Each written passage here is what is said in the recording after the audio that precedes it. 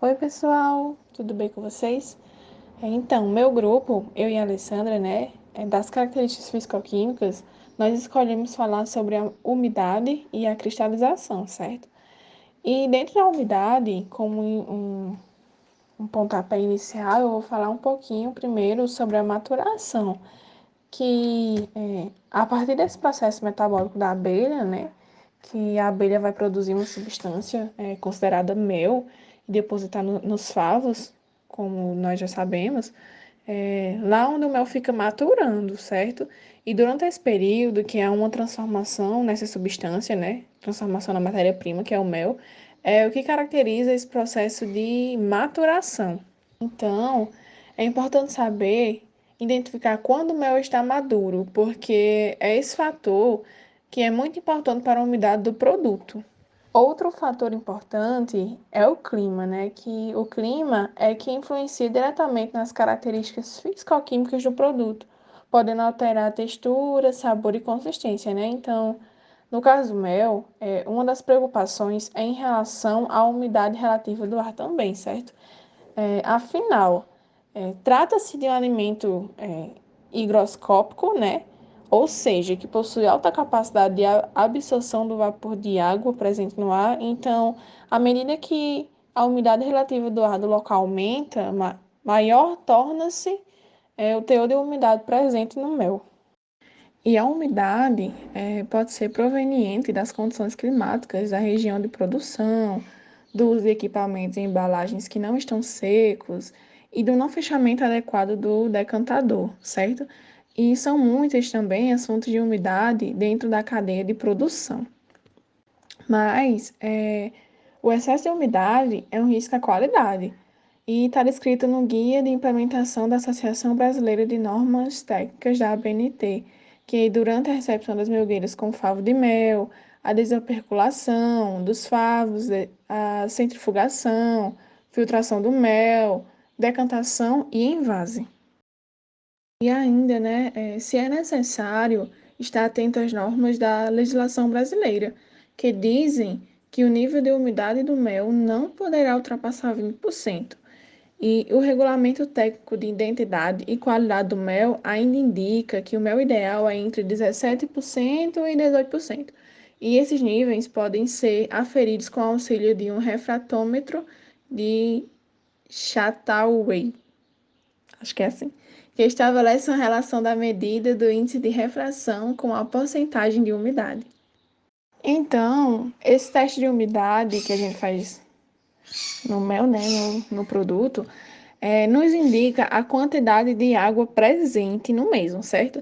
E isso reverte posteriormente na durabilidade do mel. Então, para que vocês entendam melhor esse teste de umidade, certo? Eu trouxe o princípio dele, que baseia-se no índice de refração de uma solução ser diretamente proporcional ao teor de seus sólidos solúveis, certo? Sendo este índice convertido em percentual de umidade, utilizando a tabela de Chataway. E ao lado eu trouxe para vocês, até para quem não conhece, um refratômetro, a imagem no caso, né? É, ele é assim, não sei se todos já tiveram a oportunidade de usar ele. Eu já usei sim numa análise de projeto que eu participei, tanto eu como a Lê. E agora eu vou comentar para vocês, tá? Sobre os materiais e reagentes e o procedimento, certo? Os materiais é o refratômetro, o becker de 50 ml, a espátula e a pipeta com água destilada. Espero que, né, todos já conheçam esses quatro materiais aí. E o procedimento, que antes de tudo a gente tem que calibrar o refratômetro, certo? Conforme o indicado em seu manual. Depois, a gente equilibra a temperatura do prisma e da amostra. Como? A gente circula a água a temperatura constante pelo aparelho, preferivelmente a 20 graus Celsius, por tempo suficiente, né, exatamente para equilibrar a temperatura do prisma e da amostra e manter a água circulando durante a leitura, certo? Observando se a temperatura permanece constante. Para amostras líquidas, a gente tem que transferir de 3 a 4 gotas de amostra para o prisma do refratômetro, certo? E para realizar a leitura do índice de refração a 20 graus Celsius, mas se a determinação tiver sido feita a uma temperatura diferente desses 20 graus Celsius, tem que corrigir a leitura do índice de refração para a temperatura padrão, que é exatamente esses 20 graus Celsius, certo? De acordo com a notinha que eu vou já apresentar para vocês, para que a gente possa obter a porcentagem de umidade segundo a tabela de Chantal. Já para as amostras cristalizadas, transferimos uma pequena porção para um frasco com tampa. A gente tem que fechar esse frasco bem, tá? E colocar no banho-maria. Se alguém aí não souber o que é banho-maria, ou pergunta no chat, ou manda um WhatsApp para mim para ler, ou pesquisa no Google. Para que todos os cristais sejam dissolvidos, certo? Coloca no banho-maria para que todos os cristais sejam dissolvidos. Depois, esfria a temperatura ambiente para que em seguida possamos proceder conforme as amostras líquidas. Pronto, aí vamos lá voltar sobre as amostras líquidas, certo? Não sei se vocês lembram que eu falei que se a determinação tivesse sido feita a uma temperatura diferente de 20 graus Celsius, tem que corrigir, tá? Então, essa notinha aqui é para ajudar na correção, certo? Que na correção do índice de refração para a temperatura de 20 graus Celsius, temos que devemos adicionar essa quantidade aí ao índice de refração para cada grau acima de 20 graus Celsius antes de usar a tabela, tá? E subtrai a mesma quantidade do índice de refração para cada grau abaixo de 20 graus Celsius antes de usar a tabela.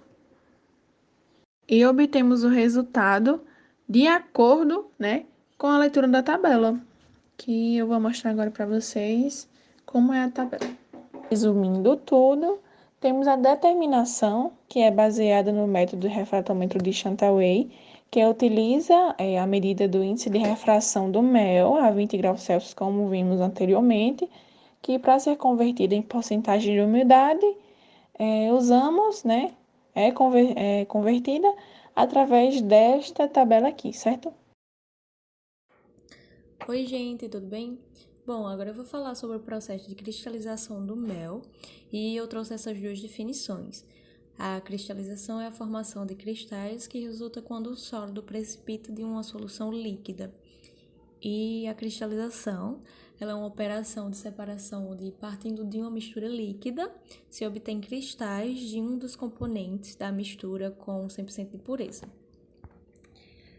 O mel ele tende a cristalizar-se de forma espontânea, adquirindo uma consistência sólida, e este efeito nada mais é do que a condensação, a aglutinação e as partículas de glicose. Com a cristalização, acentua ao mel um aspecto cremoso, com formações de cristais em todo o pote ou somente na parte dele. Porém, não altera suas propriedades, podendo ser consumido normalmente. Aqui nessa imagem a gente pode ver o mel cristalizado, ele está bem mais pastoso do que normalmente ele é, né? A gente consegue também observar partículas tipo, partículas sólidas, e ele fica bem mais pastoso, né? Aí eu também trouxe essa frase que eu vi em muitos lugares também, quando eu estava dando uma pesquisa. A cristalização do mel é uma garantia da qualidade e de sua pureza. Porque quando o mel cristaliza, ele mantém todas as suas propriedades nutricionais e energéticas, além de manter o aroma e o sabor.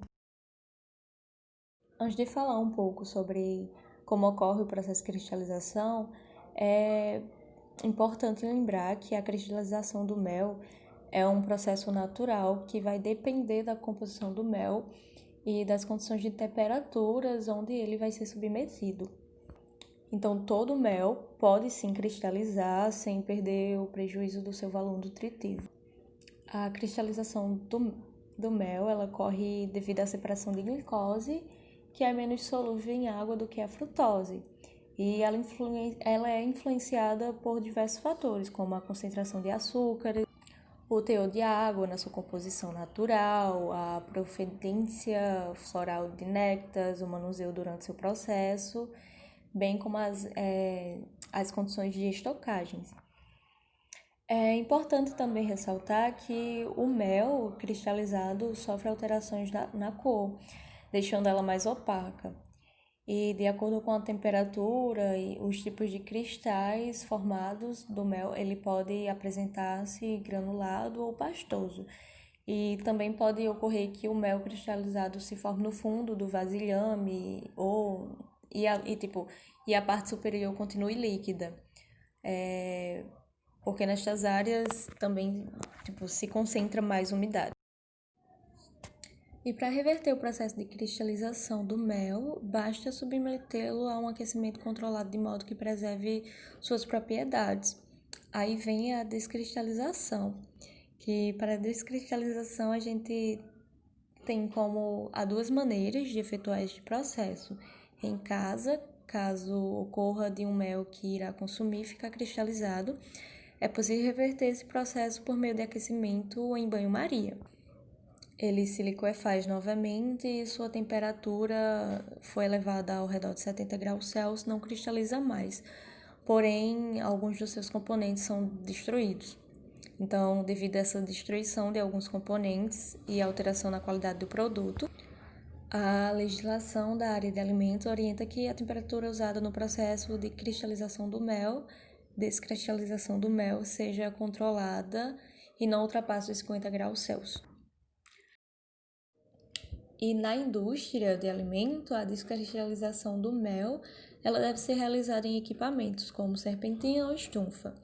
O funcionamento na estufa para a descristalização do mel é bem simples. Os recipientes devem ser acondicionados nas estantes, que são próprios ao uso da estufa para a descristalização do mel. Eles devem manter espaço entre os invólucros para permitir a circulação do ar. E depois é só programar o equipamento a temperatura de mais ou menos 45 graus Celsius e em poucas horas o mel está liquefeito. A outra maneira também na indústria que eles podem ser feitos o mel cristalizado ele pode ser direcionado a uma célula com uma circulação forçada de ar quente em torno de 58 graus Celsius. Só que esse processo é extremamente demorado, ele pode alcançar até 7 dias, dependendo da qualidade do mel. Bom, a cristalização e a descristalização pode também trazer umas desvantagens, claro, para o mel, como ele confere ao mel um aspecto indesejável para os consumidores e representa importantes problemas tecnológicos, assim, como dificuldade de manipulação e fluidez nos processos.